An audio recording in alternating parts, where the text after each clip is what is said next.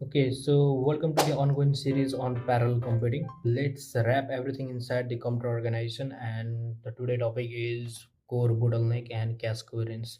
So यसलाई बुझ्नुभन्दा अगाडि के गर्नु पर्यो हामीले भन्दाखेरि चाहिँ भन्नुमन बोटलनेकको बारेमा थोरै रिक्याप गर्नु पर्यो किन भन्दाखेरि चाहिँ जे कुरा पनि के हुन्छ त्यहीँबाट सुरु भएको हुन्छ ओके सो भन्नुमन बोटलनेकमा के थियो भन्दाखेरि हामीसित सिपियु थियो अनि हाम्रो मेन मेमोरी थियो let's say RAM okay so यिनीहरूको बिचमा चाहिँ के हुन्थ्यो कोड र इन्स्ट्रक्सनको चाहिँ के हुन्थ्यो कम्युनिकेसन हुन्थ्यो ओके सो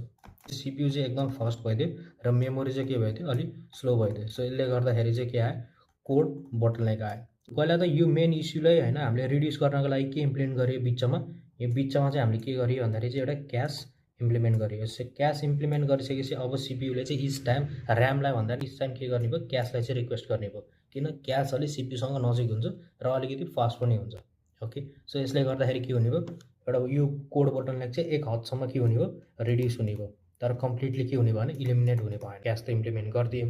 होइन तर के भइदियो भन्दाखेरि चाहिँ यहाँ कोरको एउटा के आइदियो बोटलनेक आइदियो कस्तो खालको भन्दाखेरि चाहिँ सिपियुलाई हामीले जुम गरेर हेऱ्यौँ भने होइन सो बेसिकली के हो सिपियु हो ओके सो यहाँनिर के भइदियो भन्दाखेरि चाहिँ हामीले कोरको इम्प्लिमेन्ट गरिदियौँ ठिक छ okay so back in alter days के थियो भन्दाखेरि चाहिँ कोर